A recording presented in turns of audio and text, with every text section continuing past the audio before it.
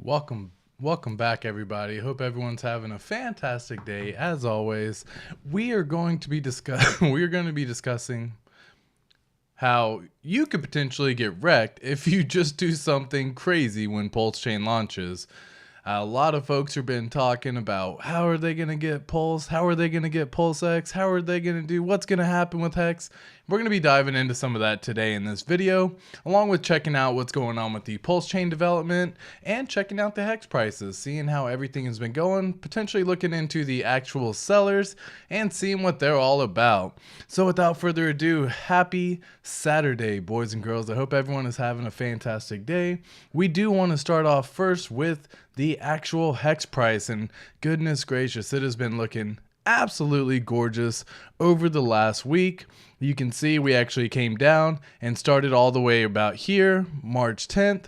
Today is March 18th, and we've already had a 75% increase, looking onwards and upwards as well. Now, it is anticipated that we do break the 10-cent threshold here in the very near future. There hasn't really been any negative news regarding anything, and people are anticipating the launch of V3 testnet for PulseChain happening very soon. So it has been an absolute wild ride, and checking all of this information out, I really just wanted to kind of break down a little bit more into what's actually going to be happening, where we're going to be looking. I know I did the recent projection showing kind of where we may end up seeing based on the fib retracement extension. So you can just look right here and we can see we're roughly about the 9.7 cent threshold is where we're kind of looking at for right now. And whoops, let me just pull this up, edit this, and put that one there. Cool. Yeah, I guess I really didn't need the one per se in that regard, because it puts it right in this little range that we're sitting at right now. But this is kind of where we're seeing everything right now. We are anticipating that we should be seeing this ballpark here in the very near future. We are bouncing well within this area. We've came back. We've used it as we've broken through the support. And we've actually broken through right here, flipped it as flipped it as support once again. And we are actually using it as support, bouncing onwards and upwards onto the 9.7 cent, 10 cent threshold that we're really seeing. Now, this is a psychological threshold, by the way, just in terms of the penny, the 10 cents, the dollar. These are psychological thresholds that people have to break past in order for you to see the bigger gains. Because at this point in time, we do have some sell orders in place. Now, this is where the liquidity is sitting right now, and you can see that a lot of the folks who had liquidity all the way back here have now started to move, and this is all starting to get filled in. So we got a lot of liquidity all basically filled in, saying, I'm looking to still scoop up some cheap Hex. I will buy your Hex and give you my USDC down here in these prices. So should the price end up reaching these levels below 8 cents, these are people saying that they are willing to give you their USDC for your Hex. Essentially, the sellers of Hex, the buyers with USDC.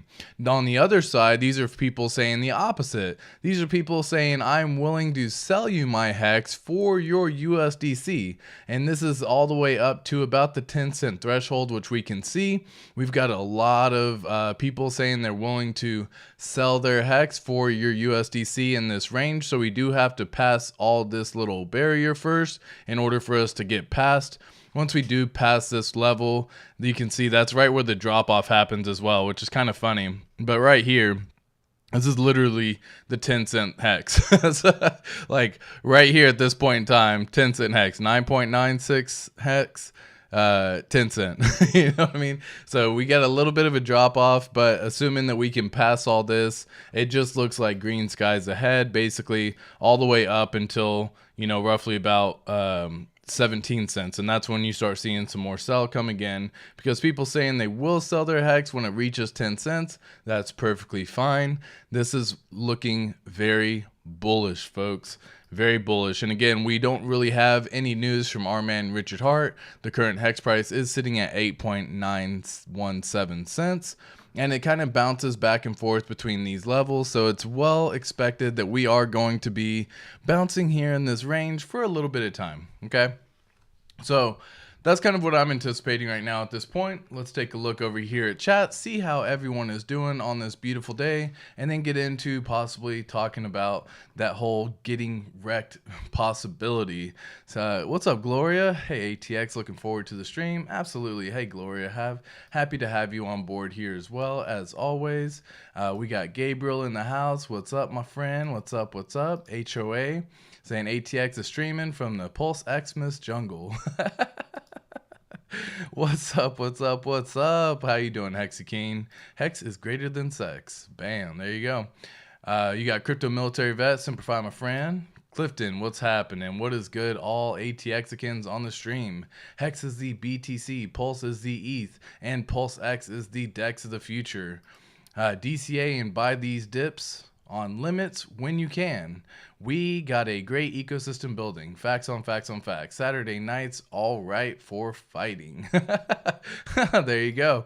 What's your thoughts on Hex getting listed on MEXC? I think it's good for adoption, even though I don't like centralized exchanges. Moonmut, I don't care about it getting listed on the centralized exchange MEXC. As a matter of fact, it's worse for the people who are buying their Hex over there because they don't even understand that when PulseChain launches, they will not get a copy of their Hex because they do not own the private words and the seed words and actually have the self-custodial wallet. It's owned by the centralized exchange.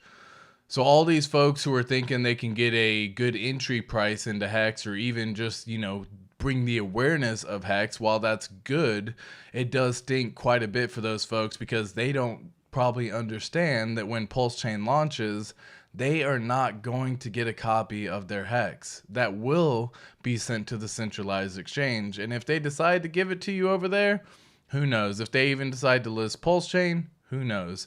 That's a lot of unknowns, and I hate to see people get wrecked in that scenario because while it's good for the fact that Hex is building, it does stink that it's happening right before the PulseChain launch because they don't, again, you have to understand when you get into Hex, there's all different levels of Hex. And as you continue to get into Hex, the further down the rabbit hole you get, typically the better and better and better it gets. Well, for the people who are just now seeing Hex on a centralized exchange and they're saying, bam, it's here, it's cool, I can buy it on a centralized exchange.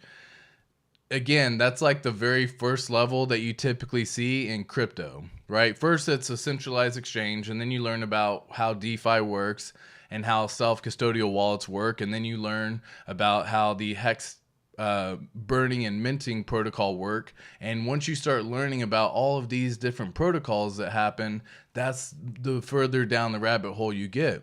So these people are essentially on stage one, and it kind of stinks because they're not getting introduced to the true world of DeFi and the true world of Hex like 95% of the rest of the community. So when PulseChain does launch, and everyone's talking about how they got their copies of Hex on PulseChain and how to go through and how to claim it and what to do and how to get it to show up in your MetaMask and all that good stuff, those folks that are on the MEXC exchange are just effed. And that's a big F. You know what I mean? That's not good for those folks. And I do feel sorry for those folks who are getting stuck in that scenario. Now, typically when you get introduced in the world of Hex, you also start learning about Richard Hart. And my God, does he save so many folks from every single little bit, from centralized exchanges failing to showing how true DeFi actually works to showing flaws in previous cryptos. And there's just so much stuff that you get introduced into. And I just hope that those folks who are learning about Hex, they aren't just getting it to add on to one of their 100 other tokens that they don't know too much about. They're just buying it because it's newly listed. And a lot of the time, centralized exchanges will end up doing that as well. So, yeah, hopefully that is not the fact, or hopefully that's not the case. But that's my thoughts on the MEXC exchange. Hello, ATX. What's up? What's up, Cookie de Chocolata? How are you? All hexicans, hello. What's up, Facing Reality? How are you, my friend? HOA, what's up? What's up? Do you have to connect your wallet to the Pulse site to get the copies? So the copies are going to automatically be there, right? If you want to see your copies, yes, you will need to connect to the PulseChain RPC. And that's actually very simple and easy to do. In fact, I can kind of show you right here. Let me just kind of give you an example. Yeah, let me just kind of show you here. So assuming that you are on regular Ethereum right now, and you can see that, you know, say you're on the Ethereum network, right? You can see you're on Ethereum. Oh, you can't really see it right here. Let me see if I can pull this up, expand view.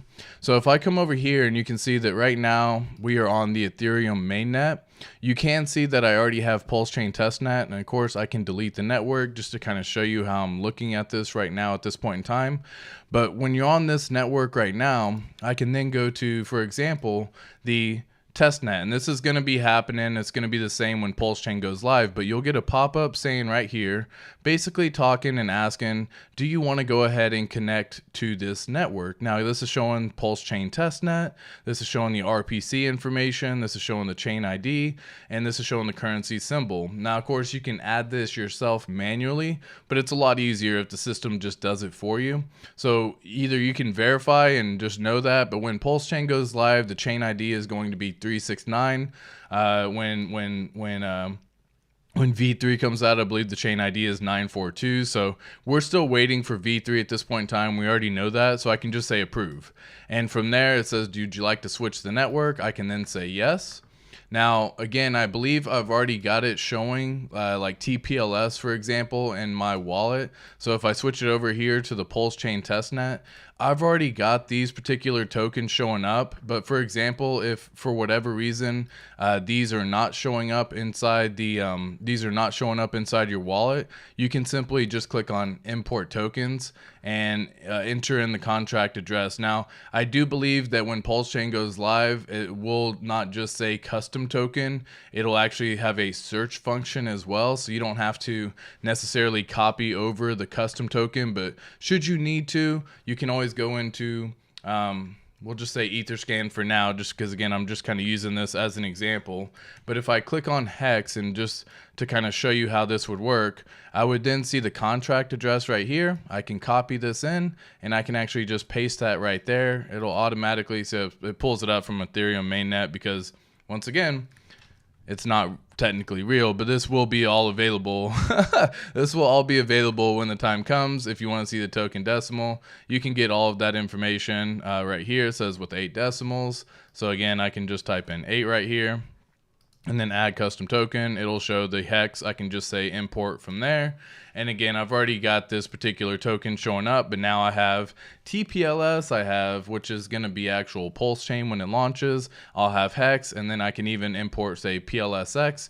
You can also do this all from this exchange. So when you have, say, for example, your TPLS, and, you know, say you want to swap it into DAI, for example, just for quick examples real quick. So if I say that I wanted to swap, we'll just say 1 TPLS, and I currently have a balance of 8,090. I can then swap it. It'll say, do you want to confirm? I can say yes. It'll pop up a notification. It'll actually pop up basically saying that it's going to be less than pennies to transact. So I really can't wait for this, folks. And then again, I can add DAI into MetaMask, and you can do this for all of the tokens that you add. I can then just add it directly in, so I don't have to do that whole import token and everything else that we just went over. So, but yeah, you can see the transaction receipt. It's already good there. Now, whenever I look at my MetaMask, for example, I now have DAI as well. Okay, so quick example of how all that works. I hope that made sense. We are definitely going to be giving a lot more tutorials when the time comes. When the time comes for actually launching this. In fact, I have an entire setup. If you are not familiar with how to go through and set up MetaMask, I'm actually going through and actually making a video on this as well for any Patreon supporters who would like to come in and just have a basic understanding on this. It'll go through and break stuff down right here, and I'm actually working on building that out right now. So this is currently in play as we speak, and again, I'll be sharing this out with the community as well, and in due time. I just want to make sure that if you have really basic, or not basic, if you have questions on like how to truly get started in the DeFi world. You know, I have a one-on-one session as well with Patreon. It's $55, and then you can actually get a little one-on-one session where we hop on a call, go over anything that you'd like to discuss for at least 1 hour, and sometimes they go a little bit longer. So it's more than capable that we are able to make sure that everything is all set. If you are interested in that as well, just go to patreon.com and just go to patreon.com/ATXCrypto. And more than happy to kind of showcase all of this as well for anyone who could be looking. Let me just make sure we're viewing as public real fast just so they can kind of see. But again, if you have this one, I have a $5 a month, which actually gives you access to all of these spreadsheets, which I actually have talking about profit taking spreadsheets, PulseChain launching price, DCA calculators, and all that as well. And then I can also do a phone call setup for the $55 a month as well to anyone who would like to join. More than happy to have you on board, and grateful to all the Patreon supporters we already currently have. Thank you so much, and so much love has already been shared on that. But hopefully that just did a basic explanation of answering the question. So you will get a copy, Cookie de Chocolata, you will get a copy of all of your ERC20 tokens that you currently have on the Ethereum mainnet. All of the stakes that you currently have in Hex will also get copied. Everything is getting copied. It's just a matter of you accessing them once it goes live. And it's very easy to access. You just have to do a couple of steps to actually get it to show. But once it's there, you're good to go.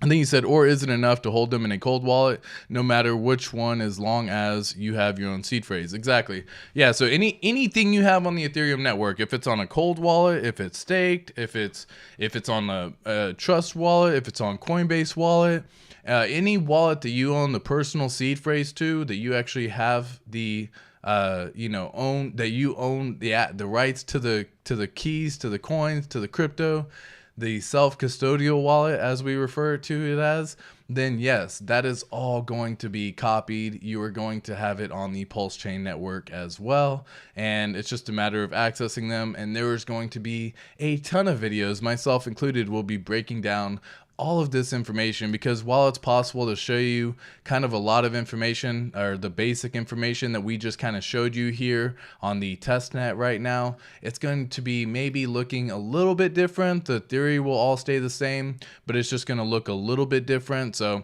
I want to share this with everyone because, again, I think it's going to be an absolute blast, and I personally cannot wait to actually showcase a lot of the stuff that we're going to be able to do on the on PulseChain, on V3, because it's gonna be freaking incredible. Okay, so yeah, HOA, what's up? What's good, ATX? Think 10 cents will come in the next few days? Yeah, I think it's possible.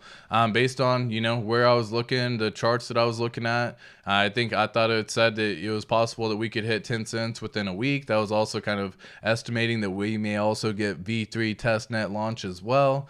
I think Crypto7 had asked me, like, hey, would it be possible to hit 10 cents without V3? I do think it is possible. We will have some sellers. Now, again, if that's whether it just be a quick touch of touching 10 cents, for example, or if it's actually going through and breaking the 10 cent threshold, that is to be determined, because most times when you come up to that level of resistance right here, it is going to be a level of resistance. You have to understand, like, a 10 cent threshold is a psychological limit for a lot of folks, right? So they're just gonna, be in disbelief that it's even back at 10 cents. They already have limit orders in place to sell at 10 cents or right before the 10 cent threshold. You kind of saw it all right here, right? These are limit orders or liquidity providing all right before 10 cents. So we will see probably a wick up to 10 cents and then wick back down, because 10 cents is in fact a threshold. Right, it is a psychological threshold for a lot of folks, right? And it's for good reasons, right? The penny, the 10 cents, the dollar, these are definitely psychological thresholds. When you usually pass them, then it becomes $10, $100, right? And then so on and so forth, right? That's just how the whole psychological levels work, all in the 10 increments. But absolutely, I do think it is possible that we do see 10 cents in the very near future within the next few days. Hexicans are so far ahead of other coiners because we had to learn DeFi to get in to start with. Yeah, that's what I'm saying. Like, I was messing with crypto for a long time before I actually found how true crypto actually works. I had a dollar cost average strategy where I was basically doing $100 a day in Bitcoin, Ethereum, and Cardano. And I continued this for a good couple years, and it was pretty incredible just to see that happen. But again, it was all held on centralized exchanges, and I'm just thankful that I had found Hex long before the centralized exchanges decided to just flop and go upside down. And yeah, I mean, the fact that we actually had to learn, and you truly have to learn, because you're like, oh my God, what's MetaMask? Oh my gosh, what is, you mean you have to take responsibility of everything yourself? Like what?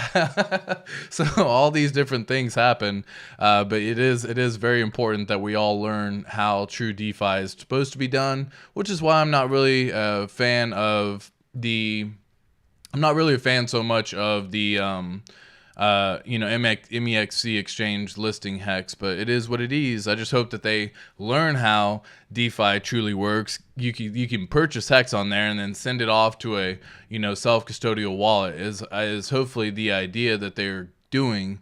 Because again, if MEXC ever decides to freeze, pause withdrawals, freeze withdrawals, delist the token, anything like that, they can choose whatever they want, and it's a real slippery slope to get your coins back at that point in time. They could flop and go bankrupt like we've seen. I don't see it happening, but I can't see the future, and I definitely damn sure don't know about them by any means. I have not done too much research on that particular exchange. One-on-one would be great. Yeah, definitely check out Patreon as well. More than happy to help out anyone who wants to check that out, and happy to accommodate there as well. For some reason, people still can't fathom we double everything. Yeah, exiting times. Yeah. Yeah, for sure. Facing reality is right on point. So guys, like, to the topic that we are discussing today, I bring this up because I saw a post come from Crypto Jenkins, and is that his name? I don't know why I just thought I know it's Jenkins, but is it Crypto Jenkins? Cosmo Jenkins? I don't know why I can't think of his name. Yeah, it's Cosmo Jenkins. Crypto Jenkins. Everything's crypto. I was like, that did not sound right. So I had seen a post from him, and I'm actually a big fan of his. You know what I mean? He hits people with the hard facts. He lets people know what it is. He's not a people pleaser, and I appreciate that about Cosmo Jenkins. So let's just take a little look here what he actually said, and it kind of brings down to the point of what we're talking about today. We're gonna see a lot of people in Hex, the anti-trader community, which is what we're known as, trade themselves out of their own bags when Pulse launches. People swapping Hex for Pulse, PulseX, swapping PulseX for Pulse. People will inevitably play themselves. Best strategy, do nothing but accumulate early on, in my opinion. I believe in PulseChain launches, the majority of people will sell Hex as their first option while they let their PLS and PLSX bags mature. Not saying I agree with this strategy, but it does make a ton of sense. So I'm actually kind of in that same mindset where I could see people, and this is kind of him talking about the 10-cent threshold as well. Quick little appreciation post for the nice bounce off the 5.5 cent range. He actually made this post. I was kind of predicting the same thing. Love that he said it, and love it. So yeah, Hex is going to start ripping again. I haven't done ETA in a few days. Definitely come back tomorrow. And so he actually came back and basically said things are looking pretty freaking nice, boys and girls. But anyways, back to what we're talking about on this particular post, right? So I do believe that a lot of folks are going to absolutely wreck their bags. And I don't know, unfortunately, like how crazy this could possibly get, because I think people are going to be trying to trade so freaking much, especially not only within the first 48 hours, but they're going to be trying to follow and chase pumps. And this comes after the first month of launching. So we are going to see dips in all of the four pillars. I talk about it all the time. There's the Hex on PulseChain, Hex on Ethereum, PulseChain, and PulseX, the four-pillar ecosystem that I refer to. So this is a phenomenal opportunity for so many folks, but what's going to happen is people are going to just see dips coming, people are going to see pumps coming, and they're going to be moving and swapping and trading. And I think that is like the worst possible thing you can do for yourself. Like, swapping those tokens for each other's tokens is a very dangerous play. Now, if you missed the entire sacrifice phase completely for one project or the other, then maybe you can do it after one of them goes and does a 10, 15, 30x if you were able to get the sacrifice to possibly swap a small portion of the one token to get the other token and collect yourself a starting point in that token. I think so many folks are going to be trying to chase this idea that we're going to be trying to swap their Hex for PulseChain or PulseX, and they're going to have Hex on two chains, so Hex on Ethereum and Hex on PulseChain. And they're going to be swapping these tokens. People are going to do an emergency in stake, which I can't even begin to believe that would be the case, but I definitely, unfortunately, see it happening where people are going to be emergency in staking their Ethereum Hex because they've already got it staked on PulseChain now. And so they're going to be using what they can because they missed out. And I think the daily payout's going to ratchet up quite a bit when it comes to the actual daily payout on Ethereum because people are going to be emergency in staking. It's going to be freaking chaos, guys. And I don't think people fully understand that. That's what I'm saying. The picture of the thumbnail or the title today is that storm is coming. Like, there is definitely a storm coming, and people are going to absolutely wreck themselves. They're going to have a massive boat in the beginning, and they're going to end up with a piece of wood that they're floating on, trying to live at the very end, pulling a piece of like a Titanic type deal, trying to see which one you want to make live, whether it be PulseChain, PulseX, or Hex,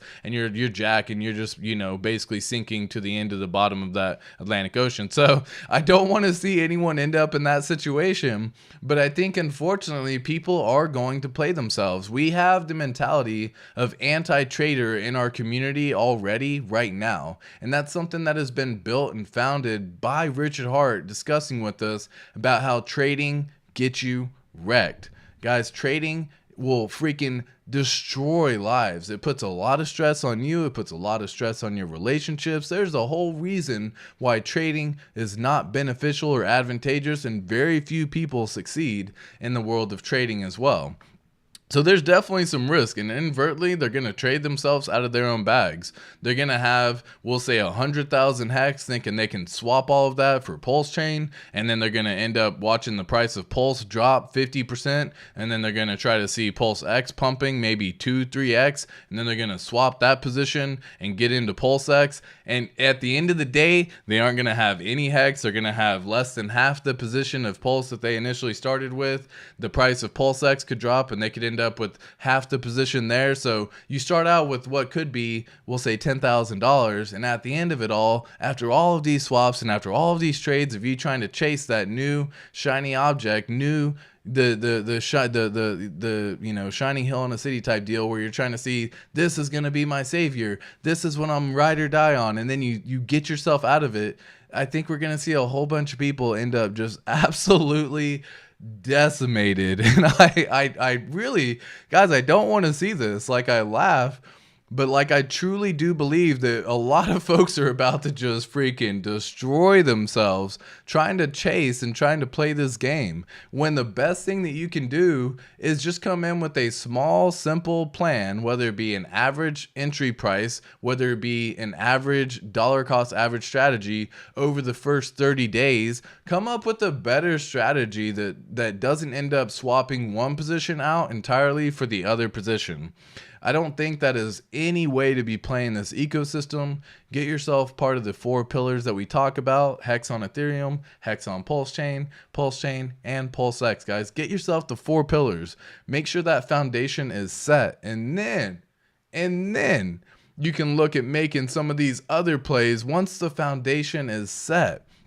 And again, if you were not available to or able to sacrifice for PulseChain or PulseX, I don't believe that your best plan is to just try to jump in day one, right? The best strategy that's going to be maybe not the most advantageous and beneficial in terms of profitability right away, but the one that's going to guarantee your safety is going to be an average entry price or a daily entry average, right? Like, make sure to come in with a small portion every single day, whether that be the price is pumping up a little bit, whether that be the price is dipping a little bit. And guys, don't let greed become a factor in this whole situation. Greed is by far the demon that's going to be chasing us in this entire situation. Moreover, swapping Hex for Pulse or PulseX could lead to a situation where, again, you have inadvertently trade yourself out of your own bags. Like, you could literally say, I have, 100,000 Hex that I don't really care for Hex. I'm just using it as a tool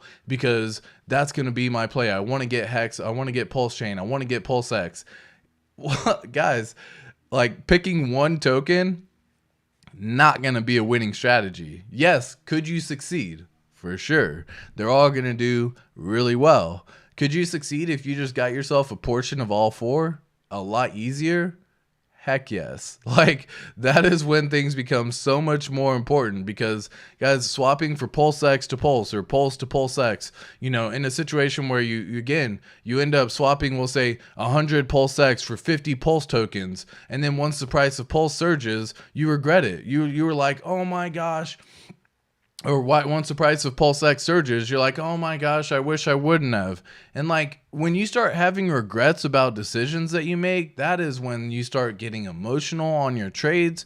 That is when you start chase betting. That is when you start really seeing everything here. And if y'all are appreciating this information, smash the likes, guys. Let me know y'all are loving this content. Smash the subscribe button. Let's get that subscriber count up as well. That lets me know that you are appreciating the information that we're discussing as well. For those people who are brand new to the ecosystem, it's just a fact that we want to make sure that we want to help save everyone, right? Like, I don't want to see anyone get wrecked, man. I really don't. I think it'd be a terrible situation. That's why I'm not necessarily a fan of the people who have MEXC just now listing Hex right before PulseChain launches, because all of those folks aren't going to understand that they aren't going to get a copy of their Hex.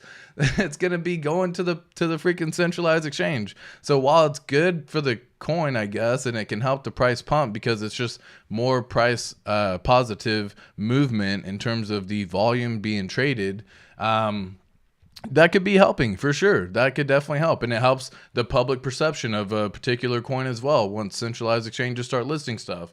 But again, they aren't understanding the true benefits of DeFi, and that's why 95% of Hex is already traded on decentralized exchanges, right? They're already traded, where people do all of the self-custodial swaps. They understand how it works. They pay the gas fees. They understand how all this works. And that's something that I think everyone has to end up learning for sure. Can Hex Haters Short Hex on MEXC now? I don't know. I saw a post on... I did see a picture where they could do some leverage, it looks like, but I wasn't quite sure because, again, I don't know for certain. I'm not familiar with MEXC on that one, but I want to say that that I saw a position where, yeah, I think it was this video right here. Let me just kind of see if I can pull this up here. And again, now what this actually looks like and what it means, I don't know, right? I am not too certain. But whenever I see this kind of stuff here where people are talking about it listed, price pumped, and then it dropped all the way down, he was just showing it was sitting at 18 cents for like a split second, I guess. And then it dropped back down to the actual current price. That's just the price discovery listing, I guess, on a centralized exchange. Or maybe some people got it and they dumped the price right away and got a good little 3x profit or 2x profit. So I see this 50 to 200x futures. And that makes me wonder if people are also able to short. Because if you got this kind of information where you have futures and you can leverage trade it, that usually means you can also do other stuff and go opposite of it too. I haven't looked into it for sure, so I don't know that answer, so I don't want to be quoted on that one. We'll have to look into it. Great question, Hex Squid. Yeah, definitely is a great question, for sure. What to do to avoid that horrific chaos? I think I will stay on Hex until all settles down. I mean, look, guys, you can be smart about this. Like, come up with, it's the 5 Ps, right? Proper preparation prevents poor performance. Come up with the strategy right now that what are you going to do when PulseChain launches, right? Like, what is your game plan? Do you have a game plan? If you don't even have a game plan, where are you supposed to start at? You know what I mean? Then you're going to end up watching just one video and making some decision based on that one video, whereas you could be using this time right now to look at 100 different people or even 50 different videos all talking about PulseChain pre-launch strategy, and then come up with your own investment thesis. Some people are going to say do nothing. Those people probably sacrifice for PulseChain and PulseX. They already have a good bag of hex, and so the best strategy for them is nothing. If you missed all those and you don't have any PulseChain whatsoever or any PulseX whatsoever, you're going to have to come up with some sort of strategy in order to get it, right? You don't want to be left behind just because you were too embarrassed to ask questions, or that you were, not sure of what to really do. And I think that's where people are going to lose their minds, and that's when you start making emotional decisions, and that's when you see stuff that really ends up truly wrecking people. The chaos does ensue at that point in time. You see one price pump and you think you need to get on that coin before it goes and does another 2x, and then all of a sudden that one stops pumping, and then the one you got out of starts pumping, and then you're like, oh my gosh, I need to get back in that one. And this whole trade back and forth, I think, is going to be the most devastating thing for people that you can possibly do right now. Don't go chasing the one that's on a run. Like, that's one of the things that you learn about just in crypto in general. You learn in your first cycle, you earn in your second cycle. When things are pumping, yeah, it's not necessarily a great time to just go chasing, but a good idea is to start averaging in. If you weren't able to get it, yeah, your average price could go from, for example, we'll just look at Hex, right? And just kind of see how it works from here, because there's a lot of folks who are in this position as well, right? So for Hex, just for example, and just kind of ease of talking on this, there's been people who were talking about Hex, waiting for it to come down and reach a penny. Obviously, Hex never came down and reached a penny. They did probably get some around the 2-cent level. They started seeing it pump again. They're like, oh shit, I don't want to miss it. So they got it around 2 cents. And then they started to continue to average in. They did 2 cents. They did 3 cents. They did 5 cents, right? They started averaging in, and they're still buying right now. But guess what? Their average dollar cost could be somewhere in the ballpark of like 2.9. And it's something that I don't think really gets talked about often enough, because let me see here. Let me pull up, just to kind of actually pull up some real numbers here. Dollar cost average. Uno momento. Let me pull this up here. DCA. That's what I have it as. DCA calculator. Cool. All right. So let's just type in some numbers, okay? Let's just use this as an example. And so starting off right here, let's just say this is the actual Hex right now, okay? So these are the numbers that we're going to be adjusting. Yeah, that's good. That's good. So the initial investment, say you had, $2,000 and you bought $2,000 back when the price was 2 cents. Well, you did good, right? You always did good there. In my opinion, that's a good little start. Well, the next one that you need to be seeing right from the jump, let me just kind of open this up a little bit. Again, the average price is going to be showing here. We don't necessarily need to see that many zeros. All right. So on this one here, the next one that you need to see is, okay, maybe you do $1,000 when the price was at 5 cents or 4 cents, right? And then you do another 1,000. God, nothing is showing the pennies. It's funny. Let me just do this whole column right now. Pennies. Show me them pennies. Okay, cool. So the next price that you entered in, say you did 500 again. Oh, this isn't calculating nothing. All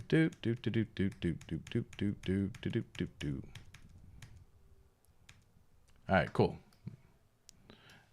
Oh, because I didn't even need to mess with. Yeah.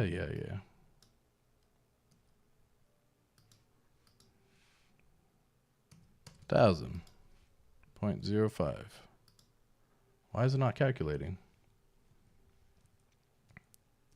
Well, let's just adjust it from here then. Cool. Oh, that was the purchase price. Oh, okay, cool. Oh gosh, dang, dude, it's early. I haven't had enough coffee, I guess, at this point in time. It's a weekend, right? Forgive me, folks. So the purchase price, that's why everything's all kind of backwards. So the purchase price you were able to get in was 2 cents. You were able to spend $2,000. You got yourself 100,000 tokens. The next one you were able to get 4 cents, and you spent, we'll say $1,000 at that point in time, giving you 25,000 tokens, right? The next one you were able to get at, we'll just say 6 cents, and I'm just going to kind of keep on going here. But you have a good little entry price average here. And well, the next one that you got in, we'll just say was 8 cents, and you spent, we'll even just say another 1,000 here because that's just what you currently have to budget with. Well, look at all this. Even after all these purchases, as long as you've continued to average, your average purchase price right now is still sitting at 3 cents.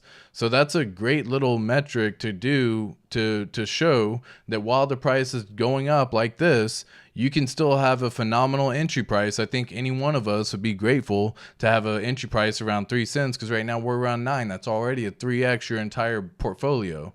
Like, granted, you were able to get, 5x your portfolio from here. You're able to get 2x your portfolio from 4 cents. We get that. But the average price that you're trying to see right now is what really matters. And that's why I think when you first launch PulseChain, you shouldn't just try to go in day one all in and go ham. You want to have a good dollar cost average strategy that makes sense for you to spend over the first, we'll say 30, 60, 90 days, whatever choice that is for you, whether it be once a week when you get paid, or whether it be, every 2 weeks when you get paid, or whatever strategy you need to come up with right now that makes sense. That is what we need to be looking for at this time. We need to be trying to understand, how does all this make more sense to where I can truly benefit and take full advantage of this entire situation. And this just shows how easy it is. Now, granted, if you put 2,000 here and you do another 2,000 here, this is just kind of showing you that, guys, even 2,000 across the board in all 4 prices that you bought, you still had a good little 3.8 cent average. So even just doing 2,000 or whatever number it is, it makes sense for you. 2,000, 2,000, 2,000, do an average and continue to enter that average, right? This is how DCA works. Now your full dollar cost average is sitting around 3.8 cents. And again, from 3.8 cents, if you just measure it, where's 3.8, right? I can't necessarily get to 3.8 because I have the magnet on. So let me just pull this off. So 3.8 from all the way up to where we're currently sitting at. Nice little 137% gain. You know what I mean? The nice little 2x profit from what you're seeing. This is why dollar cost average is so beneficial, guys. It's like it doesn't take a lot. It really doesn't. You just have to have a good strategy that makes sense, that you can implement and follow. Don't get emotional whenever PulseChain launches. People are going to destroy their bags. They're going to destroy their positions because they're going through and thinking that they know which one's going to pump harder. They know which one's going to do better. They think this one's going to do better than the other.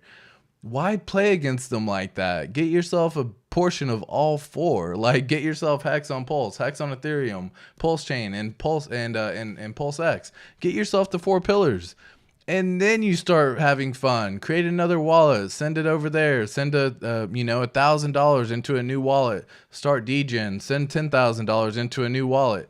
But guys, this is like, people are going to absolutely wreck themselves. And guys, it's not even that crazy. It's not even that crazy, because we can all become millionaires just by doing freaking the basic stuff, which is like so freaking easy. But people aren't going to do easy. They're going to let themselves get caught up in the emotion. They're going to let themselves have a whole bunch of fun. And I do believe that patience, like you said, let the bags ride long terms. Hey, distracted by something productive, learn another skill. In the meantime, in the process of mastering yourself, and Cronus Magnus definitely says it. Learn process, in the process of mastering yourself, you'll have the coin taking you to new levels. Yeah, so that sounds like you were able to sacrifice, right? But a lot of folks weren't able to sacrifice, and they got to have some sort of strategy. And I think the best strategy is doing a dollar cost average strategy over the portion of the first 30, 60, 90 days, whatever that is for you, right? But don't let yourself get emotional and try to do one trade for another, thinking you're going to make a 4x faster in that play, and then try to go back and buy more of the initial asset that you originally gave. Like, that is trading mentality. That's what we're all against here. That's the entire community was like, and before, we don't do trading, right? We have an anti-trading mentality. That's 100% accurate. And Crypto Jenkins definitely hits the nail on the head when he talks about this, right? He definitely talks about the fact that, God, why do I keep saying Crypto Jenkins? Let me just say that. Jenkins definitely hits the nail on the head when he says that there's going to be a whole bunch of people that end up, getting freaking wrecked. They're going to lose their bag.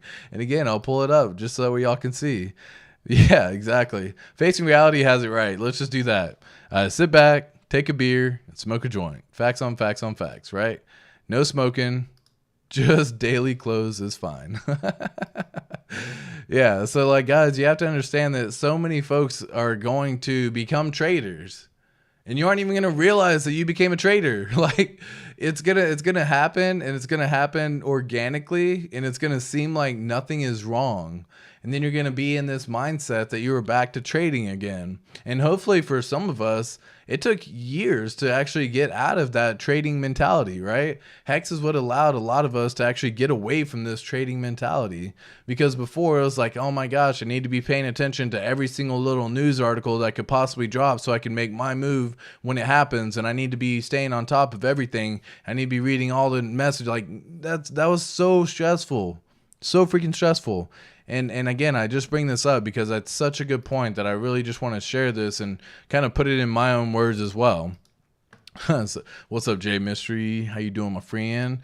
Optimality. There you go. I just have to say it a few times. Optimality. What's going on, my friend? Gabriel, what's up? How you? Bullish. Yes, sir. Rich Liberation. Absolutely exceptional, valuable information. Appreciate that, Cookie. Thank you. Rich Liberation 100. I'm emotional already, lol. I need to take it easy. I only sacrificed a small amount for Pulse, so I would be hoping to get some more when PulseChain is launched. However, I will wait until the great rush is over. And again, like there's no harm in getting yourself a little bit more, because guys, if you see, like, if you can expect, like, let's just look at Hex in the beginning, because this is the perfect example that just kind of shows. Again, I know Hex isn't going to do this, but most new coins go through this same cycle where they launch right here. Let me just go back and put it on weekly for now.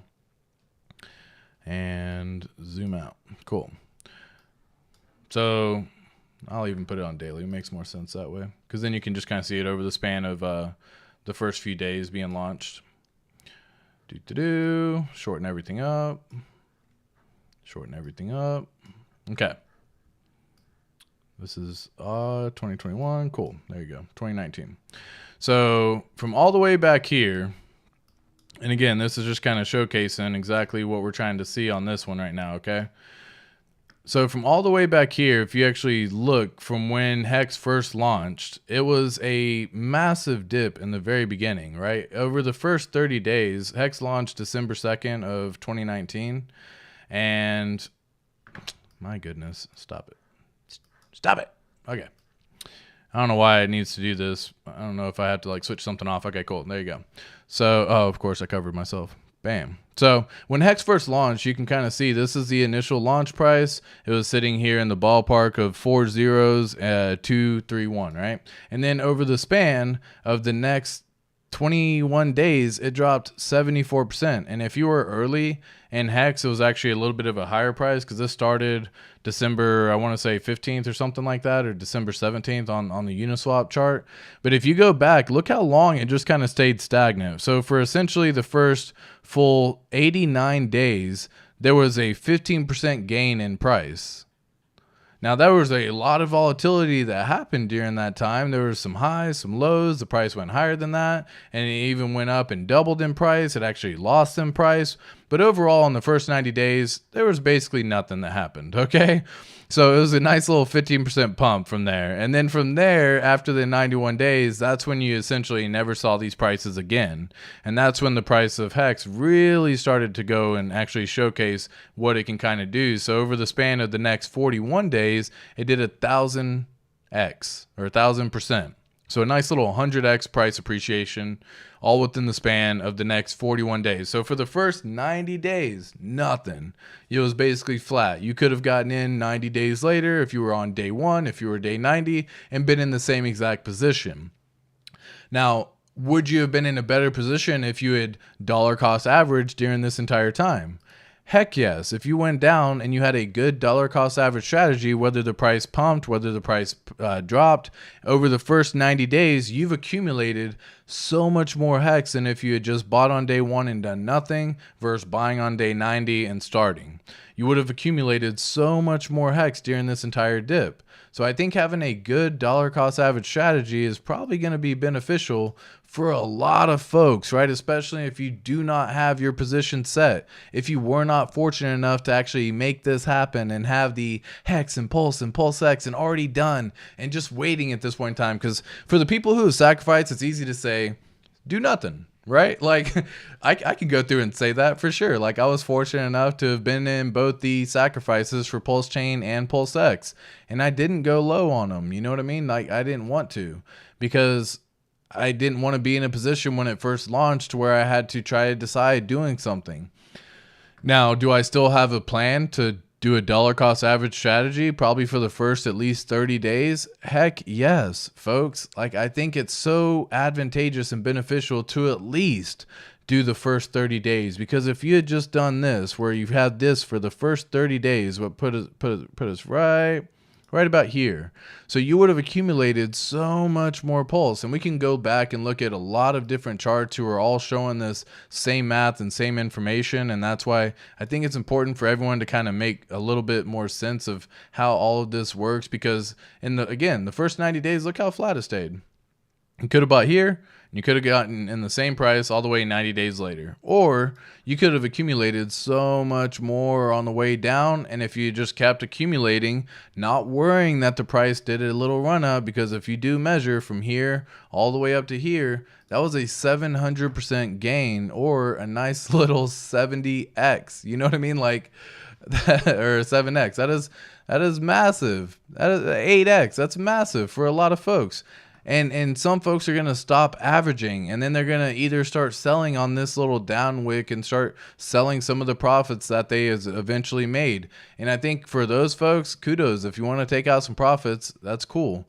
And I'm going to make a whole video on taking profits, guys. I think it's by far one of the number one things you should do in crypto that doesn't get talked about or heated about often enough. Because, yeah, profit you should take. It's not a bad thing. We like get punished whenever we talk about profit taking. I've never sold Hex. Like, why? Congrats. You just, what does that do for you though? Did your life change? Were you able to change anything in your life? No. So taking profits is massive. Why were all these people able to do Hex flexes and all that good stuff? Because they took profits. So, and again, so this is just kind of showcasing exactly what could happen, and then breaking this down. Yeah, the price ended up dipping even from here all the way again back down 72%. So it basically dropped 80% in the beginning, 90% in the beginning. It did a nice little 8x pump, and then it dropped down 80, 90% again. Now, is this a good entry price? This is what I'm bringing this up for.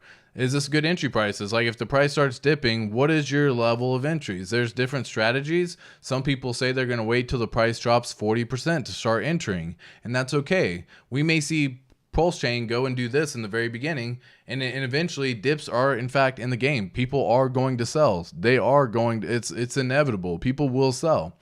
And so do you just wait until you see this nice little 40% dip? Is that where you start buying at? Do you wait until you see a 50% dip? Is that where you start buying at? Guys, the 5 Ps are so important. Proper preparation prevents poor performance. Make a plan now. We ain't got nothing going on right now. Like, yeah, the price of Hex is pumping. Don't get me wrong. I love seeing the price of Hex pumping. It's good to see. But like if you don't have a plan right now for what you're going to do when PulseChain launches, you may end up in a situation like one of these broke plebs who are going to end up wrecking themselves and crashing into a freaking wall and ending up with 1/10 of their position that they initially had if they had just done nothing. So I don't think trading's the way to go. I think good dollar cost average is a phenomenal way to go. I think making that over the span of the first 90 days of a coin launch is another good way to go. Even if the price goes up and does a 2, 3, 4, 5x pump, as long as you continue to buy the average and do the weekly, daily, monthly, whatever it is, right? Whatever your average investment strategy is, then you can really take some real big benefits from it, folks. And again, I can't stress this enough. It's so freaking important. So yeah, I'm right there with you, Gloria. There's definitely some point in wanting to wait, you know, like I can appreciate that, right? Because like there's going to be some chaos that ensues when PulseChain launches. Believe me you, it's going to happen. they're gonna be a lot of clowns that are coming out and they're gonna say, I'm trading all of my PulseChain for PulseX because it's the king of the crop and it's gonna beat Pulse and it's gonna do better than any other crypto that's ever launched, ever in existence of crypto. And then there's gonna be other people on the other side saying layer ones always do better and it's much better that we go ahead and change all of our PulseX for Pulse. You're just playing with fire, folks. Like, you're just playing with fire. Get yourself the 4 pillars, make yourself a nice foundation in crypto. Make sure that you have a good amount of PulseChain, PulseX, Hex, and on both networks. And again, if that means taking some profits and getting into another, I'm perfectly fine with that too, right? The idea is that you can take some profits and move it in, a small portion of the profits, and move it into a coin that you need to get some more of. Now, do you do that all in one trade? Probably not. You want to go ahead and have a good dollar. You want to have a good average strategy, whether it be you flipping out some profits and having a good profit taking strategy, as we discuss in Patreon as well, or if you have another strategy that makes more sense for you. And there's just going to be so many things that are going to come on our plate. And I think it's so freaking important for everyone just to remain calm, have a calm head. We're all going to be freaking jumping up and down like we're like little kids who are shown a bag of candy, you know, basically begging like, oh my gosh, please, please, please, like just trying to get whatever they possibly can. Like, I get that, right? We're all gonna be like that. But if you can remain calm, keep yourself a nice, calm, cool, level-headed approach to what you plan on doing, come up with the strategy now, implement the strategy when the time comes, you're going to succeed so much more than trying to decide what are you going to do when it launches, when it's launched, right? If it's already launched and you haven't come up with any strategy at all, oh man, I feel sorry for you. You know what I mean? Like, I do feel sorry. Because god dang, dude, that's going to be a roller coaster ride that you better be ready to hold on for. Now, again, you have to have a long-term vision too, folks. Like, that's like everyone getting in Hex now. Do I see it being a bad time to invest? No. Has it already gone and done a, nice little 7,000 or 1,500x even from the lows? Like, yeah, it's done phenomenal, right? And so all these things are constantly happening. But again, that doesn't mean it's still a bad time as long as you have a good average strategy. By the way, right now is actually a really good time to go ahead and do some sort of transactions on Ethereum. Gas fees have actually been below 20 Gwei basically since this morning. So if y'all been wanting to like end a stake, start a stake, swap some tokens, open a liquidity pool, collect your liquidity pool, pull some liquidity, I don't know. Many different things that you can do with it. But right now, Gwei is actually like the lowest I've seen. Hey, it went down even more. Gwei is actually like the lowest I've seen on the Ethereum network in like a month. It's been a hot minute above 20. It's been constantly basically over 20. And there was a new network, a new NFT that just launched the other day where people just came through and, had to buy and mint all these NFTs. And I think it was this one right here. Basically all these folks are coming in and they're like, I got to mint. And then like when that happens, the Gwei starts going up. But guys, this is actually a really good price to do stuff at, just in case y'all don't really know. Like, I'm actually pretty okay with like seeing this type of transaction level. Yeah, 17 Gwei, like that is freaking awesome. If you're looking to start a stake, end a stake, right now could definitely be a really good time to be looking at doing that kind of stuff. Now, again, I can't wait for PulseChain because god dang, dude, it's going to be less than pennies. Like right now it's talking about how much it costs, 57 cents, 64 cents, that kind of stuff. And again, this is like the basic of the transactions, blah, da, da. Good Gwei right now, good gas fees to actually do something right now. If you want to, you can actually follow this stuff as well. Just go to etherscan.io and you can actually end up clicking this little Gwei up here. And it actually pulls up the gas tracker. So it is, this is actually a really good price to do stuff at, by the way. If you are one of the folks who have been waiting, I just wanted to point that out because I saw it's been pretty low relatively all day, and it's been below 20 relatively all day. And I'm shocked whenever I see it below 20. That's whenever I now try to transact. I used to try to wait until 8 to 12 Gwei, And that was always like the level that I thought would be the really good level to transact, or not good level, but a better level than it's been in the past. I haven't seen it drop below 12 Gwei or 10 Gwei in well over 30 days. So whenever I see this hitting the 20, below 20, and it's been well over above 20 for the last month, I'm actually pretty stoked about that, not gonna lie. What else do we have? Let's see what's going on in chat. Yeah, happy Saturday, folks. I hope everyone's having a fantastic day, man. It's just a nice little chill day. I got what I wanted to talk about. If y'all got any questions, feel free to drop them in the chat. Let me know if y'all want me to look at something in particular. More than happy to take a little peeky weeky at that as well and make sure we can get something figured out. Yeah, I agree. Yeah, what's up, Chris Crypto? How are you, my friend? Be sure to smash the like button, guys, if you are appreciating the content, if you're enjoying this, if you're new to the channel and you like this content, and you want to learn more about PulseChain and the Richard ecosystem, be sure to subscribe. It just means that you are definitely appreciating this information and that you do like what we're talking about. I don't really think the pulse will stay flat for 90 days. I wish it would, but I doubt it. Yeah.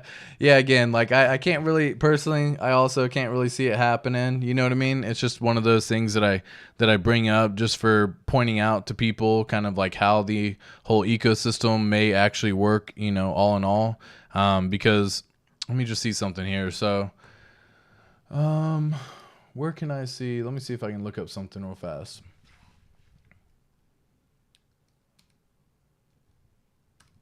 Okay, I can't look it up there.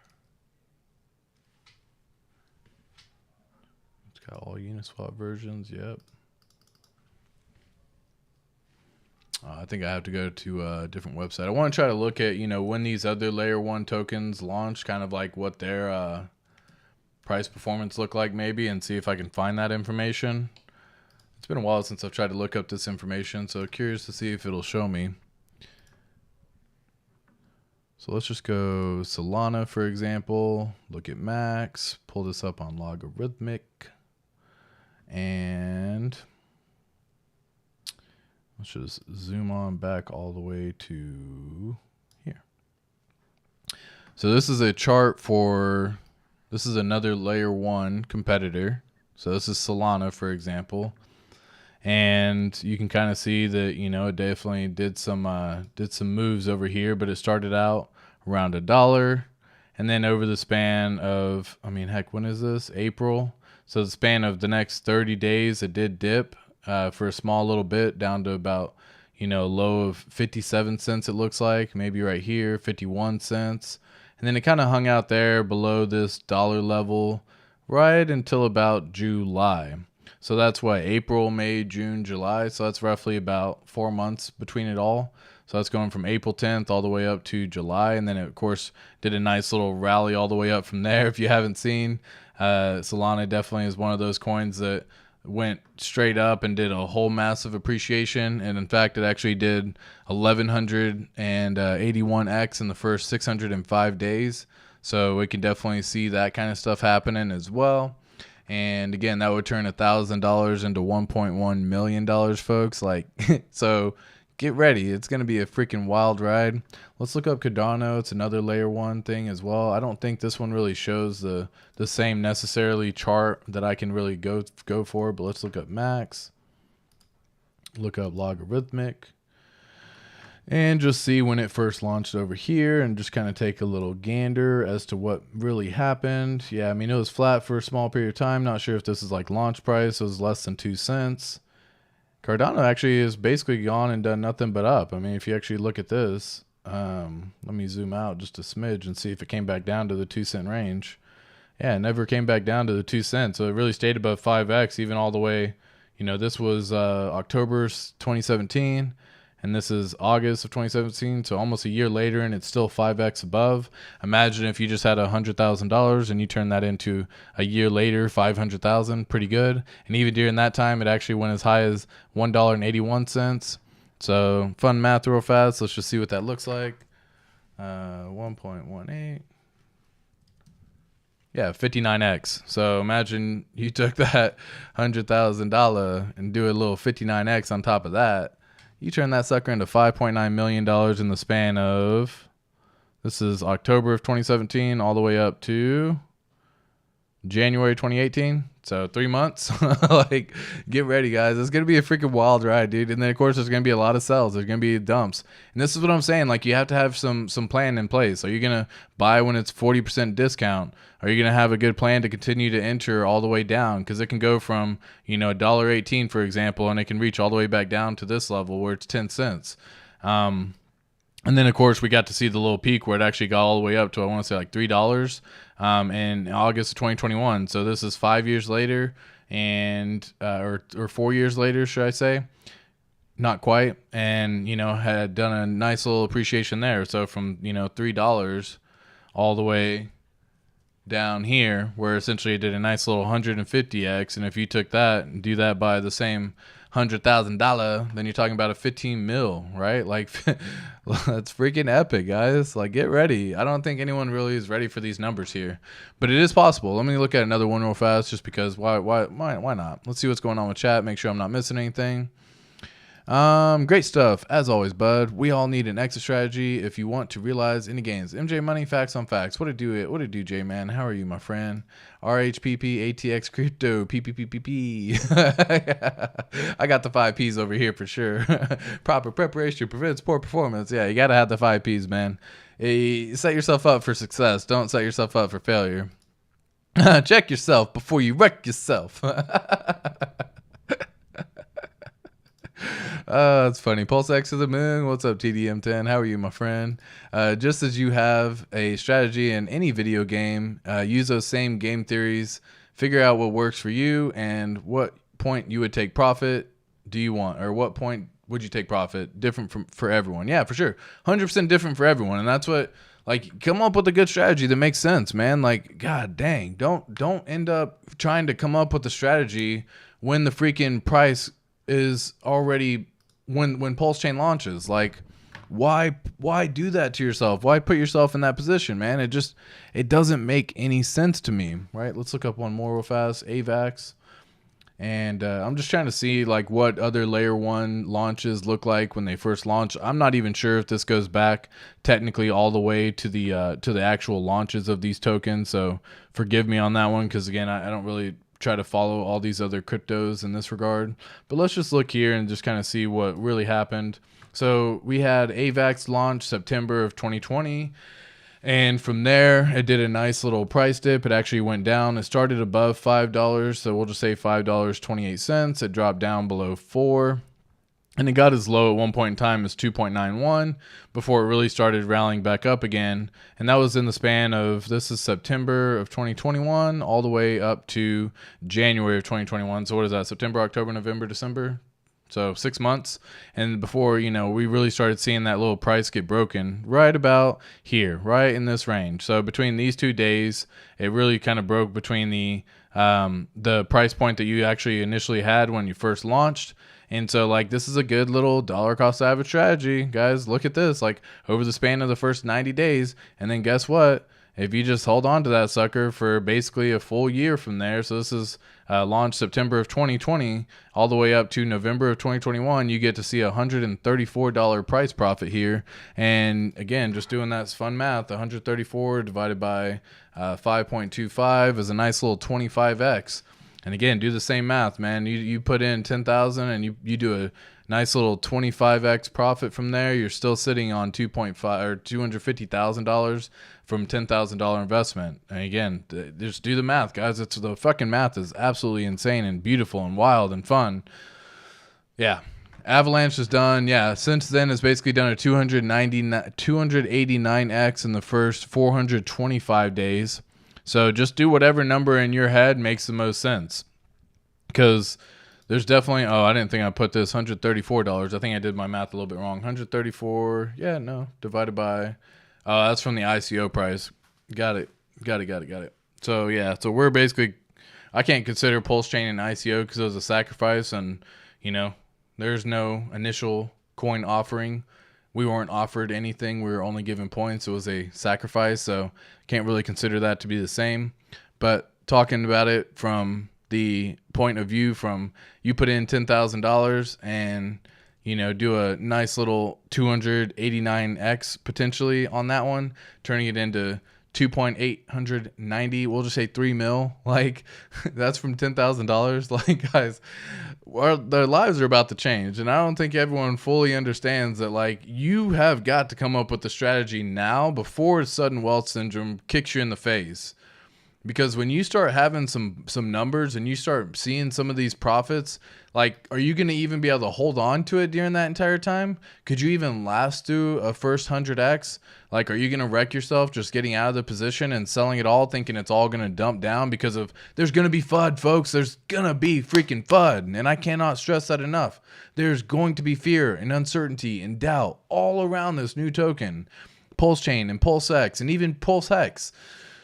There's so much stuff that's gonna be happening that it's like you gotta make sure that you're mentally prepared to withstand it. And everyone who lasted through this bear market last year, freaking with Hex being down for the last 500 days, like, fucking applause, dude.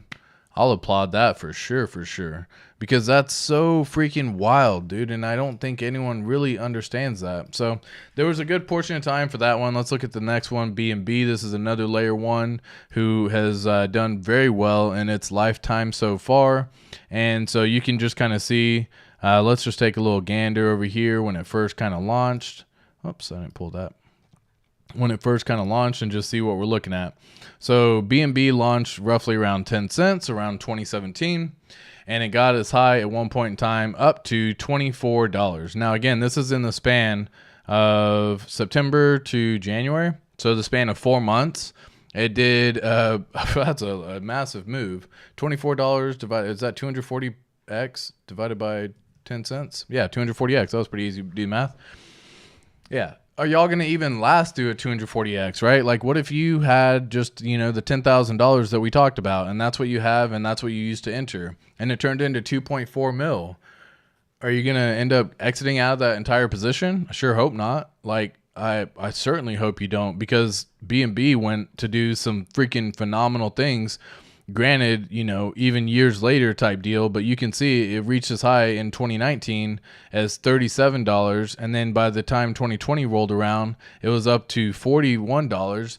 And then you get into the 2021 where you get that nice little bull cycle. And that was when the true chaos really happened. And it got as high up to $620. Hi, Peso. Hi, Peso. Do you want to try to feed him again or no? Okay, I got his food right here with me, but so just looking at this, guys, like, look at that. Just did you last through all this, right? Are you sitting here with us at this point in time? Are you still in the ecosystem and turning $675 essentially, or waiting until it reached that point, hitting $675 when it initially was 10 cents? That's a 6,000x, folks. A 6,700x. Like, what? 6,700x. Now again, let's just say for shits and gigs, you put in that 10,000, that's $67 million, folks. And I hope everyone sticks around. I hope you have a good profit taking strategy. I hope you come up with something that works for you, and I hope you don't wreck yourself, because guys, this is truly generational wealth, life-changing moments. And that's why I think a lot of folks are going to end up just blasted. And I mean absolutely blasted when it comes to them doing either ratio trading or within the first 90 days just swapping back and forth between the tokens trying to chase. I don't think that's going to end up being the winning strategy, folks. I personally don't. I don't see how that could be the winning strategy, right? To me, that just seems like the worst possible strategy you can do, but it's going to happen. You're going to have folks, you're going to have other influencers, and you're going to have people being like, dude, I'm swapping out of my position to get into this one. And to be careful who you listen to.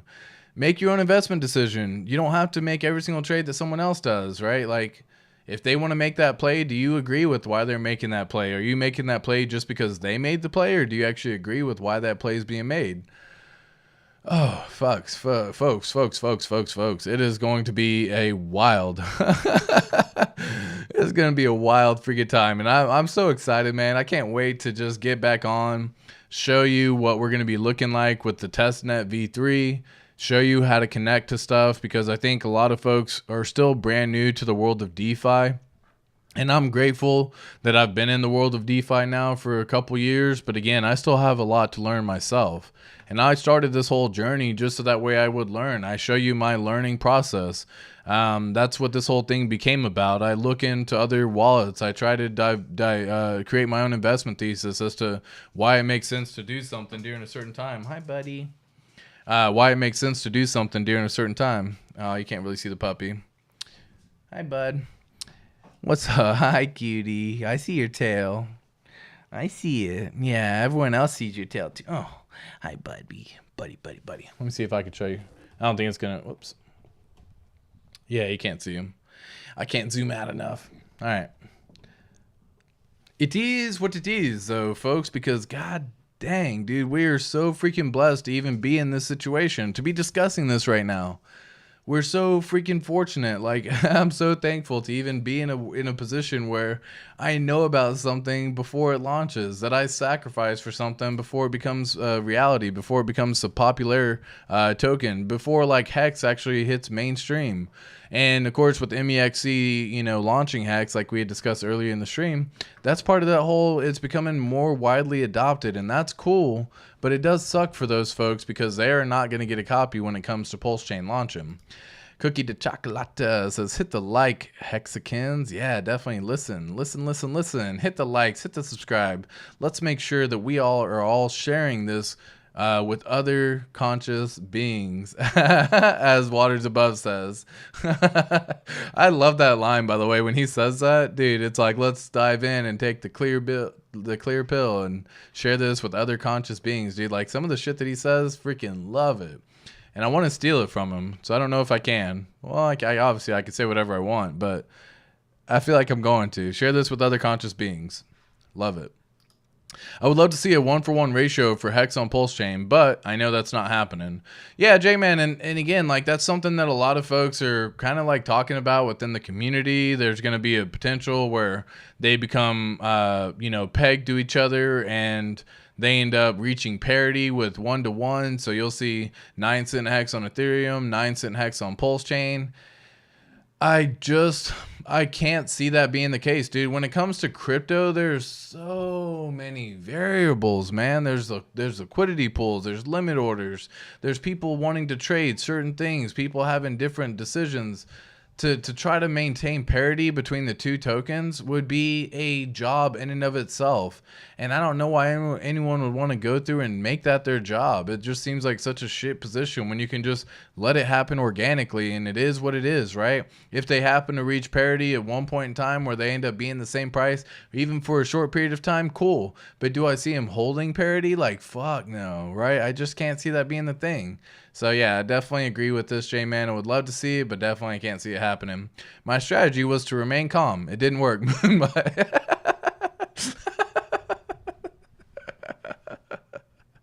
I paid $50 fucking yesterday to swap DAI for Hex.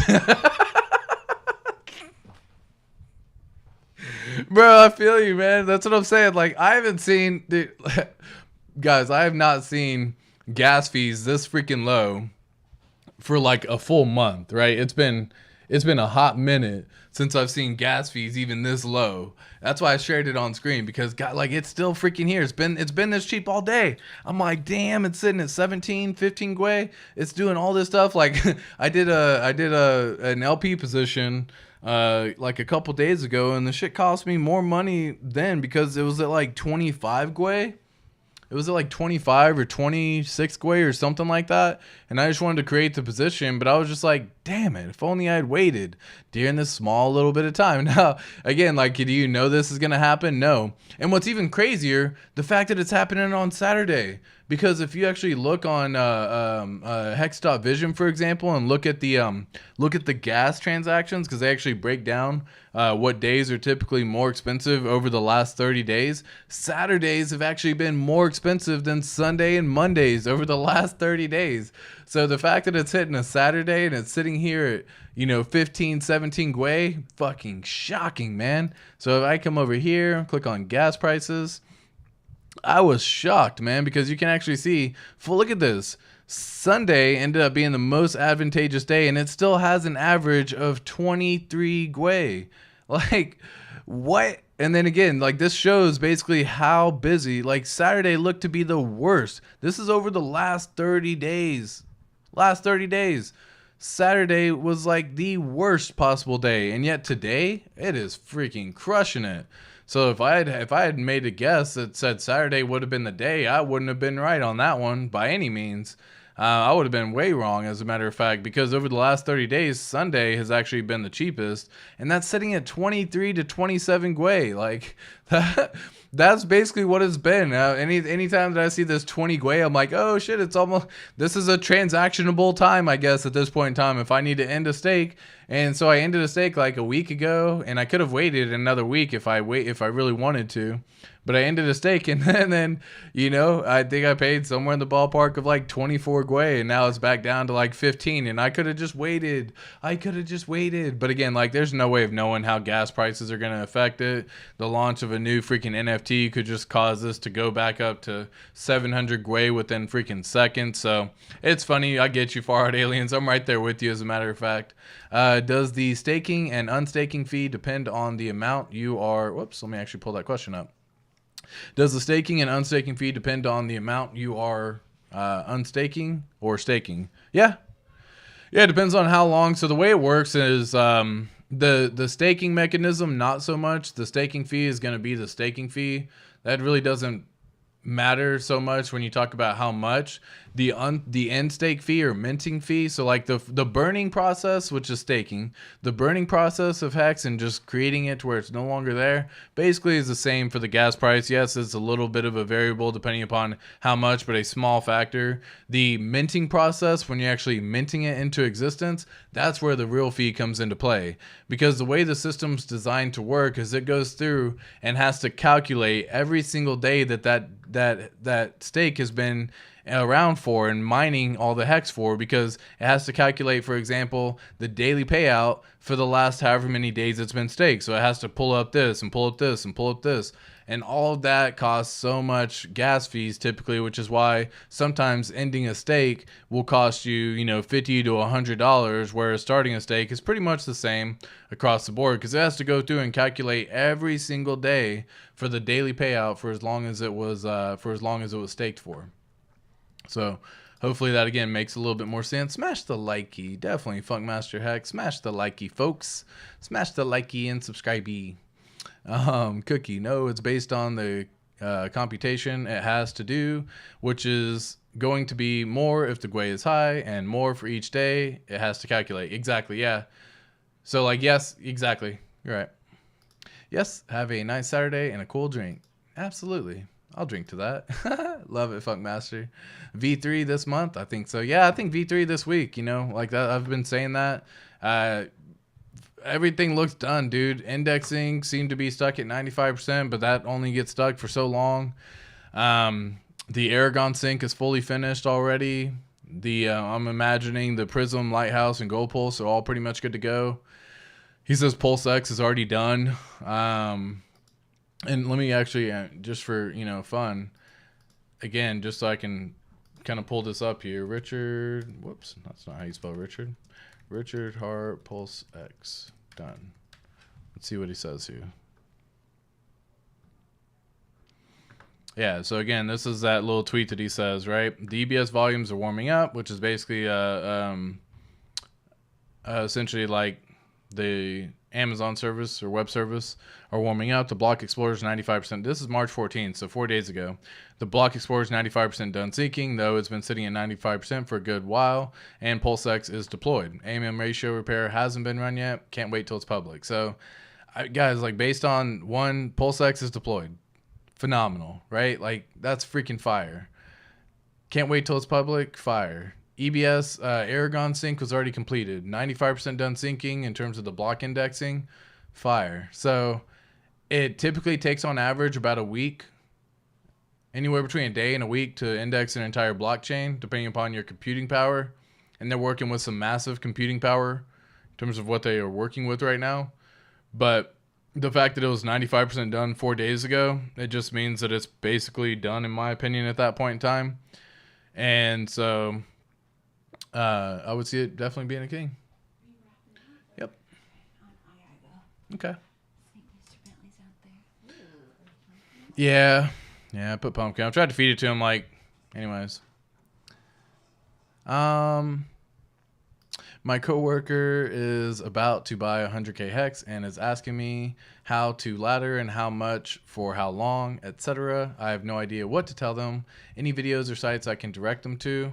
Far Out Aliens, there's always the good old stakehex.today is a phenomenal website in terms of just like building out a basic strategy, because you can come on down here, for example, and when you actually type it in, you can just say 100,000 hex. Okay, sounds good. Yep. Love you. You can choose how long they want to go for the max for. So some people only have a 10-year time frame. Some people only have a 5-year time frame. Some people want to go all the way out to the max time frame, which is 55. So that's for him to determine. Let me backtrack 1 second real fast, just to start. Far Out Aliens. First, what I always recommend, tell them to do a test stake. Do 2.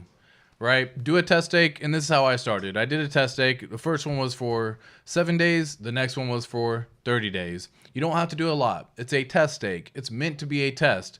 Will you lose money on it because of the gas fees? Sure. It's meant to be a test, right? If you're committing something to lock it up for 5, 10, 15 years, understand how the protocol works. So I would start with a small stake in the beginning. We'll just say, 100 hex for all it matters, 1 hex for all it matters. It doesn't matter. We're using this just for the purpose of how it works. Stake it for 7 days. Tell them to possibly end the stake. That's how I did it. I ended the stake the very next day. I wanted to see how it worked for me being penalized, and I lost the hex because of how the staking mechanism works.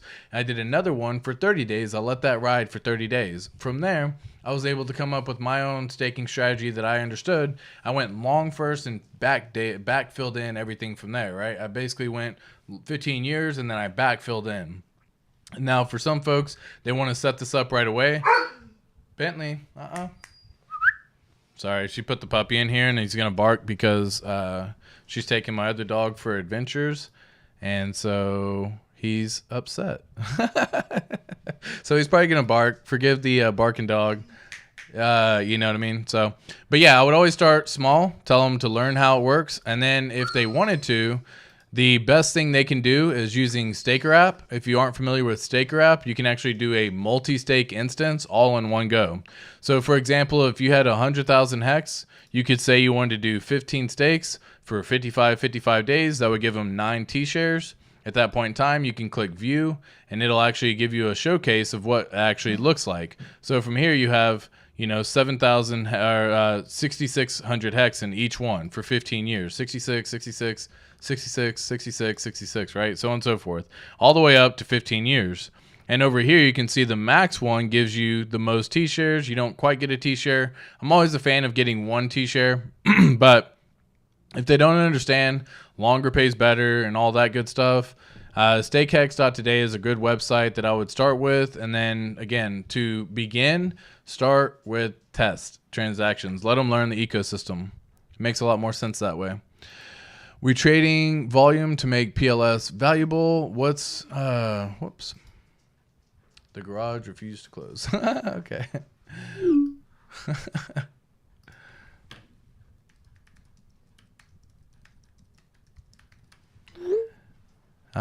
Goodness. All right. We trade in volume to make PLS valuable. What's going on with YouTubers? Tell people don't trade.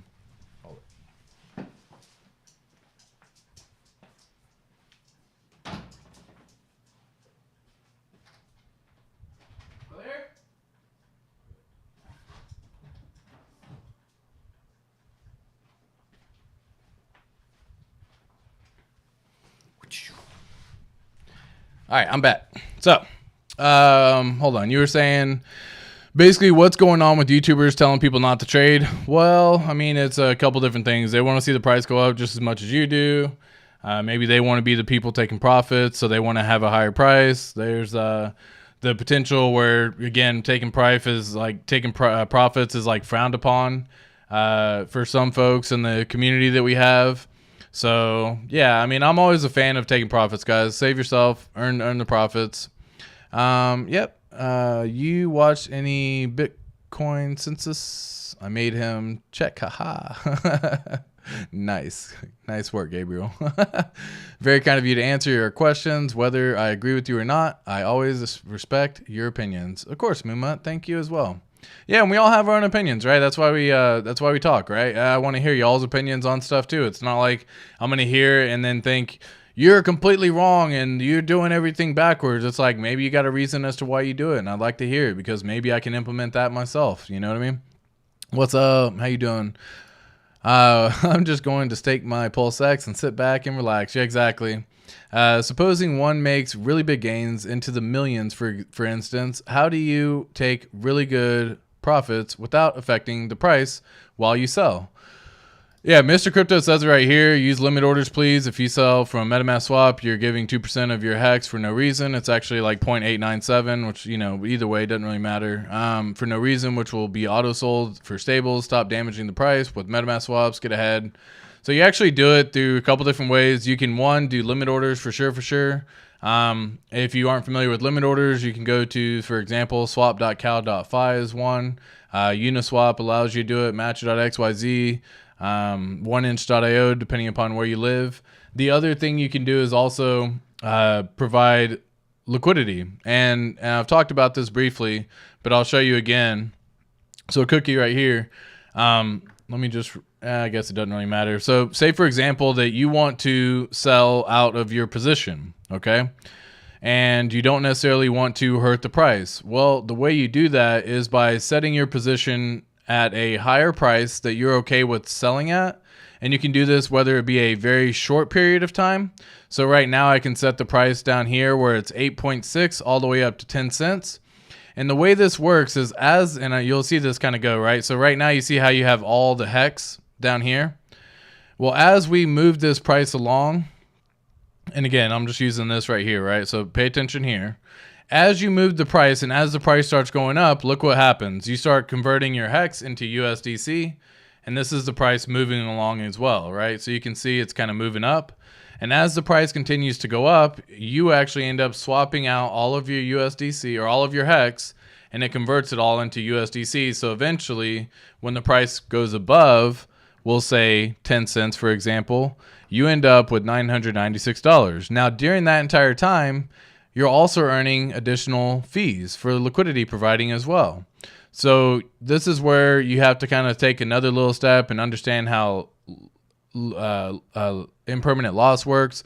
But essentially you can calculate fees. So this could earn you, we'll say $16 a day. And as the price starts going up and you continue to have liquidity here in this range, well, you start earning $35 a day, right? And if it stays within that certain range for a little bit, you just earn more fees through that whole time. And as the price eventually moves out of the 10 cent threshold that we're seeing right now, it moves out of your position for hex. Now this is hex as the example, just to make sense, but that's one way of doing it. And you can do this with 1,000, 10,000, 100,000, million, so on and so forth. That's kind of how that works. I may sell myself. I myself will do ratio trading. It's the only way to get PLS at cheap price. If you wait after the bridge, it will skyrocket. Yeah, I mean, based on what I'm seeing here, as long as you have a good dollar cost average strategy over the first 30, 60, 90 days, you're going to be good. I believe one PHEX won't be less than 250 PLS. PHEX will equal EHEX from perspective price. Example, EHEX price today, 8 cents. SAC price of PLSX or Pulse, 880 Pulse, if the snapshot was today. Yeah, be careful. Be careful on ratio. Again, sounds like you understand some bit of ratio trading, so like the idea. As long as you understand that, just don't have regrets. Caught alive. What's up, Crypto7? How you doing, my friend? Ah, cool. Yeah, appreciate that, Far Out Aliens. Yeah, there's lots of different things. Again, we have a lot of different websites. if you're new, if they're brand new to Hex, like brand new, I would probably send them to hexnoob.com. That's NOOB right here up in the top corner. It does a lot of different stuff. It kind of gives them the ideas of how to stake, where to stake. They can look at statistics on stuff. Now, it's tough because, again, you got to understand, like, with all this comes, like, you're almost kind of throwing, hey, check out 50 different pages, right? Where it's like you don't necessarily want to overwhelm them. So how much does it really mean to your friend? There's another website here called hexladder.web.app. You can do the same thing where you have 100,000 hex to begin with, and you can start the ladder here. You can say how long you want to go for. You can say how many number of stakes you want to do, and it shows based a good little ladder strategy that you can actually end up implementing. It all depends on what you're trying to do. You know what I mean? Like, so you just got to be at least knowledgeable when it comes to how to get it all set up, because this kind of gives you a good strategy, saying how much effective hex you would start with and then what you would end with. Lots of different things to do. So I'm a big fan of testing, though. Big fan. If you aren't familiar with it, test. I guess I have some time to learn how to take profits of 10 million USD. Yeah, for sure. And speaking of profits as well, you know, someone had talked the other day in the comments, and they were saying talk about how banks, you know, stop you from taking profits. So when it comes to taking profits, and I'm going to have a video kind of breaking this down too. When it comes to taking profits, guys, you got to understand that if you're injecting $100,000, $200,000 into your own bank account from crypto into fiat, the bank's going to be a little bit sus, and they're going to be like, hey, this looks weird as heck. Where did this money come from? I'm not a fan of this. What's going on? So the best thing you can actually do is actually give your bank a call first, right? If you've never done this before and you've never off-ramped a decent amount, more than $10,000, we'll say, then you want to first call your bank up and say, hey, I'm going to be moving some funds around. I'm moving from one place to another. You don't have to say it's crypto. You don't have to explain where they got the money from or anything like that. You just say, I'm moving some funds around. I'm going to be moving and depositing roughly about, $100,000, $200,000, whatever that number is. Just giving you a heads up, it'll be coming in the next couple days. Can you please put a note in there so that way there's knowledge and record of my conversation with you so you aren't shocked whenever the money comes in. You want to first give them a heads up, because if you don't give them any heads up at all, the chances that you run into issues, freezing your account, doing anything, like I've heard horror stories that could, you know, scare you away from investing in crypto potentially, because there's people who move over, we'll say $500,000, and you've never had $500,000 in your account before because you've always held it in crypto. And then all of a sudden, when you have the 500,000 moved over into that wallet or into the bank account, they freeze accounts, they suspend transactions, they pause stuff until they can verify where it actually came from. And then they usually have some sort of, a number you have to call to verify who you are. And it's just like, be knowledgeable that it's going to happen that way. First, give them a call. If you've never moved over that kind of money before, then first do test transactions, right? Like, be that person.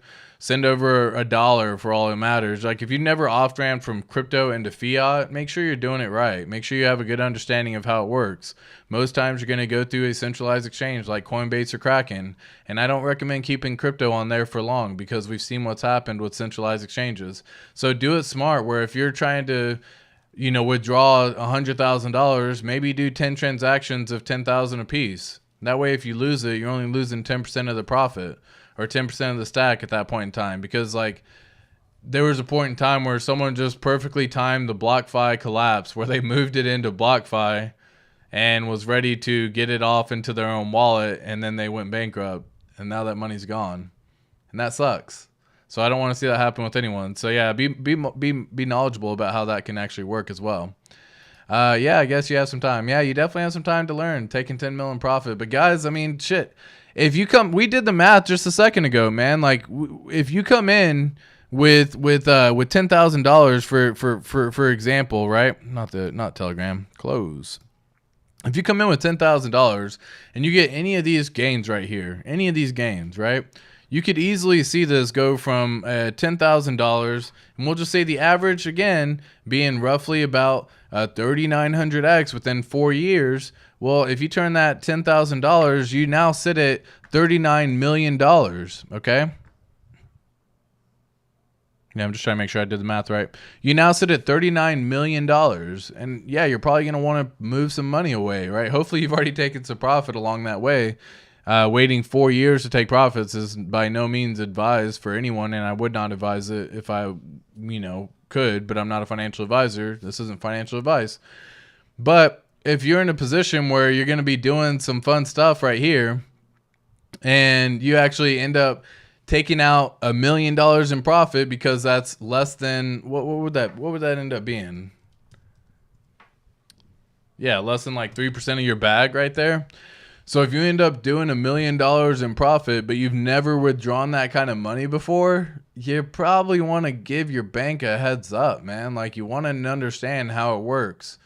And you want to give them a call like, hey, I'm going to be moving a portion of money over. Like, what steps do I need to give y'all a heads up on? What's necessary to ensure that I'll have access to the funds?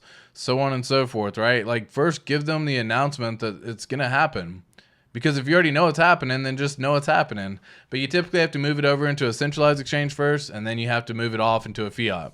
So be knowledgeable when it comes to that, right? Like, guys, everything comes with great responsibility. Comes like or with great profits come great responsibility, right? And so like I've seen it to where people have lost 10,000, lost 100,000, and it sucks, dude. Like, that would just be brutal for a lot of folks. And I don't want anyone to go through that. I don't want the horror stories. You don't want to be telling that you're the person receiving that horror story. Be knowledgeable about how it goes, right? Like, I'm not a fan of using certain exchanges, for example, because, they suck. But because they'll just hold money, right? Because they want to make sure they can collect as well. So all this good stuff. DCC and Sloth are going to be doing a Hedron alpha stream this afternoon. Cool. I'll watch that, dude. I'm a big fan of dollar cost crypto, of course, as well. And Crypto Sloth is very knowledgeable when it comes to Hedron. He set up a whole website, as a matter of fact. Look into hedron.com. So it's very interesting when you get to hear. I myself am not big in that world, right? I don't understand the Hedron and ICOSA and how to get it and what benefits does it get. But then my buddy, who I introduced into Hex, now has more T-shares than me because he's getting all these freaking HSI auctions and that kind of shit. So it's interesting how it all works, right? We all live in a crazy little world. I once deposited just $10,000 into my account, and the bank phoned me up the next day to ask me what I was doing and where that money came from. Yeah, that's what I'm saying. Like, $10,000 is usually that threshold where banks start getting sus. They start being like, what in the fuck? You start doing like 1,000, they don't really care. You do 5,000, they really don't care. 10,000, that's typically, it has to be reported with like IRS, that kind of stuff. That, when you start seeing all those kind of gains, right? And so that's why you want to be knowledgeable. Hey, what's the process and procedures for us to make sure that this goes smoothly? And then just listen to them, right? If they tell you something that doesn't sound right or whatever, and, maybe you have bank accounts with other banks and you can just ask them the same process. Off-ramping into fiat's very, very tricky when you're talking about hundreds of thousands of dollars, because banks they aren't familiar with crypto. They don't understand the world of crypto. So like, when you start telling them, hey, I'm moving over $1 million, they're like, where the fuck did you get $1 million from, right? You've never had $1 million in your bank account in your life. And they're like, oh okay. Crypto, sure. Yeah, that's real money. Like they just look at crypto like it's the worst thing ever. But it's just hilarious. You're like, hey, I'm moving over some money. How can I ensure this gets it? Basically, give them a heads up. K. Noel, likey, smashed. This guy, ATX, deserved it. Oh, shit. Thank you so much for that comment right there. Imagine if I would have transferred $1 million. Ha! They sent me the police. Yeah. Cookie to chocolate. I'm telling you, man. Like that's for real though. They get real sus when it comes to money. They're like, oh, this doesn't make any sense. How could you possibly do this? How could you possibly have it? Oh my gosh, right? And so yeah, quite hilarious, folks. What's up, Alan Fizame? You finally made it. Well, I hope you're freaking closing a deal. Hopefully that deal went well, and hopefully you crushed it, made a whole bunch of extra money so you can invest it into the ecosystem of Hex, PulseChain, and PulseX as you so choose. Of course, because I'm not a financial advisor. You a big boy. You know what you're doing. But what's going on, my friend? Guess I'll try to rewind the whole thing. Yeah, today actually went smoothly. No rug pull. Yeah, cash deal closing in 2 weeks. Fuck yeah, dude. Congrats on that, man. Congrats. Love it when people make that money, man. Especially that easy cash deal close, man. You don't have to worry about all the extra inspections that come along with houses and everything else that needs to happen when people are financing and people's finances all of a sudden not working out. Congrats. Long story short, congrats. Love it. Love it, love it, love it. Guys, it's been an absolute banger of an episode so far. I'm going to hop off. I'll catch you tomorrow. Peace.